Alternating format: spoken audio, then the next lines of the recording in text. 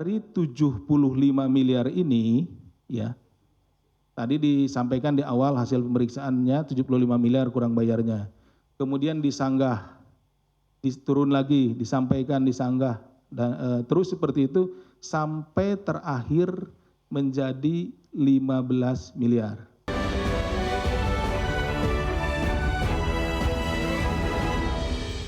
KPK mengungkap modus pembayaran pajak all-in yang digunakan pegawai pajak dalam memangkas kewajiban pajak perusahaan tambang di Jakarta Utara. Pelaksana tugas Deputi Penindakan dan Eksekusi KPK Asep Guntur Rahayu mengatakan, pajak perusahaan tambang dipangkas dari 75 miliar rupiah menjadi 15,7 miliar rupiah. Kasus ini bermula saat tim kantor pelayanan pajak Madya Jakarta Utara menemukan potensi kekurangan pembayaran PBB sekitar 75 miliar oleh PT Wana Tiara Persada untuk periode tahun 2023. Kemudian Kepala Seksi Pengawas dan Konsultasi KPP Madya Jakarta Utara Agus Syaifuddin menyepakati fee sebesar 4 miliar rupiah yang berujung pada diterbitkannya surat pemberitahuan hasil pemeriksaan dengan nilai pajak yang harus dibayar perusahaan hanya 15,7 miliar rupiah. KPK turut menyita barang bukti berupa uang tunai rupiah sebesar 793 juta rupiah, uang tunai 165 ribu dolar Singapura atau setara 2,16 miliar rupiah, serta logam mulia seberat 1,3 kilogram senilai 3,42 miliar. Total nilai barang bukti mencapai 6,38 miliar rupiah. Dari 75 miliar ini, ya, tadi disampaikan di awal hasil pemeriksaannya 75 miliar kurang bayarnya. Kemudian disanggah, turun lagi, disampaikan, disanggah, dan terus seperti itu sampai terakhir menjadi 15 miliar. Ya, dari 75 miliar jadi 15 miliar. Berarti ada kebocoran sekitar atau ada bargaining di situ, ya. Tawar-menawar di situ turun 60 miliar, hilang 60 miliar kan seperti itu. Nah, atau sekitar 80% ya. Jadi yang hilang itu sekitar 80%, 60 miliar dari 75 miliar. Nah, atas penurunan tersebut, ya, si oknum ini, AGS ini minta bagian gitu ya, minta bayaran ke PT WP ini 8 miliar, seperti ini, ya. Jadi all in yang dimaksudkan itu bahwa dari 23 miliar, 8 miliar untuk P, ya, saudara AGS, serta dibagikan kepada para pihak di lingkungan Dirjen Pajak. Kita awali dengan informasi pertama pemirsa. Presiden Prabowo Subianto meresmikan 166 sekolah rakyat secara serentak yang tersebar di 34 provinsi dari Sumatera hingga Papua. Peresmian secara serentak 166 sekolah rakyat yang tersebar di 34 provinsi ini dipusatkan di Sekolah Rakyat Terpadu atau SRT 9 Banjarbaru yang terletak di lingkungan Balai Besar Pendidikan dan Pelatihan Kesejahteraan Sosial atau BBPPKS Banjarbaru, Kalimantan Selatan. Presiden dalam sambutannya menegaskan hadirnya program sekolah rakyat ini diharapkan menjadi motor penggerak pemerataan kualitas pendidikan dan gizi anak bangsa dari Sumatera hingga Papua.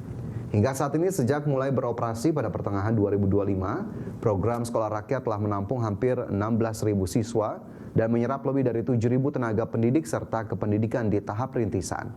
Pemerintah sendiri menargetkan pembangunan infrastruktur pendidikan ini terus berlanjut hingga mencapai angka 500 sekolah. Target Presiden akan groundbreaking untuk 104 sekolah rakyat tambahan yang akan melengkapi total 270 sekolah di seluruh penjuru negeri. Kita tergerak, teringat. Kenapa? Kita teringat. Bayangkan kalau waktu itu kita, saya dan menteri-menteri tidak ambil sikap yang berani. Mari kita berbuat yang mungkin tidak lazim.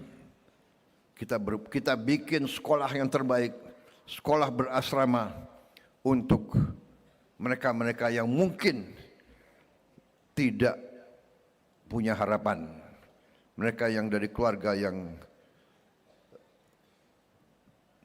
kondisinya tertinggal. Saudara-saudara, anak-anak sekolah rakyat, murid-murid, anak-anakku, jangan kau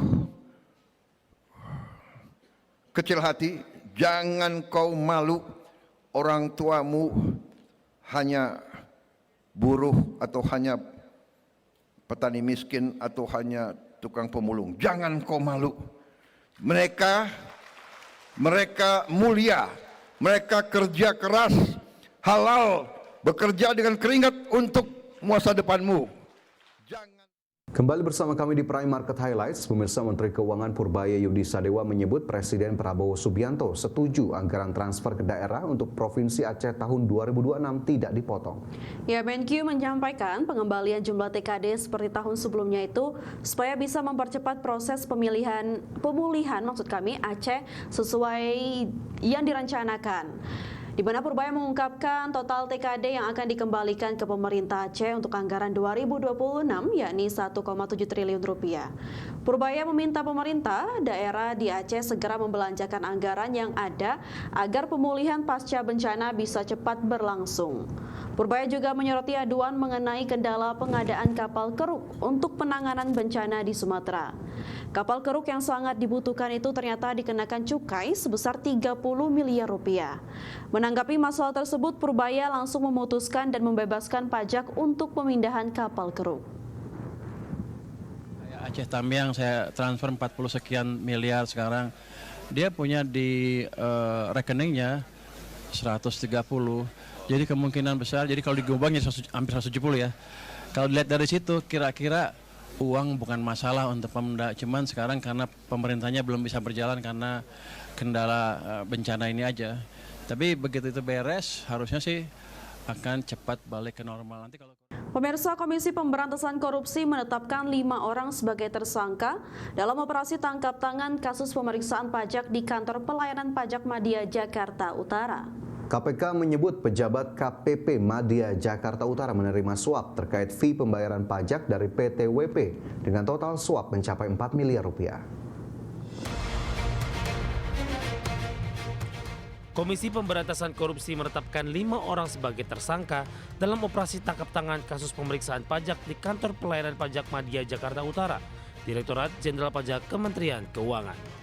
5 tersangka tersebut yakni Kepala KPP Madya Jakarta Utara Dwi Budi Iswahyu, Kepala Seksi Pengawas dan Konsultasi KPP Madya Jakut Agus Syaifuddin, tim penilai di KPP Madya Jakarta Utara Askop Bahtiar, konsultan pajak PT WP Abdul Kadim Sabudin, dan staf PT Wanatiara Persada Edi Yulianto. KPK menyebut 3 orang pejabat KPP Madya Jakarta Utara yakni Dwi Budi Iswahyu, Agus Syaifuddin, dan Askop Bahtiar diduga menerima suap terkait fee pembayaran pajak dari PT Wanatiara Persada dengan total suap mencapai 4 miliar rupiah. Dalam OTT ini KPK juga turut menyita barang bukti uang tunai rupiah sebesar 793 juta rupiah, uang tunai 165 ribu dolar Singapura atau setara 2,16 miliar rupiah, serta logam mulia seberat 1,3 kg senilai 3,42 miliar rupiah. Total nilai barang mencapai 6,38 miliar rupiah. Setelah para penyelidik, kemudian penyidik meyakini bahwa ada peristiwa pidananya, dalam hal ini peristiwa pidana korupsi, kemudian dinaikkan ke penyidikan.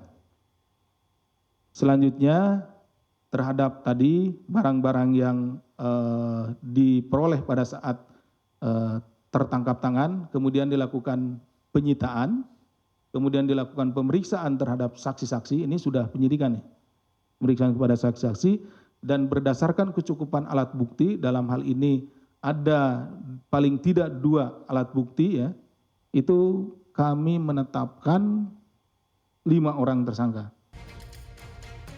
Sebelumnya KPK melakukan operasi tangkap tangan pertama di tahun 2026 pada 9 hingga 10 Januari 2026.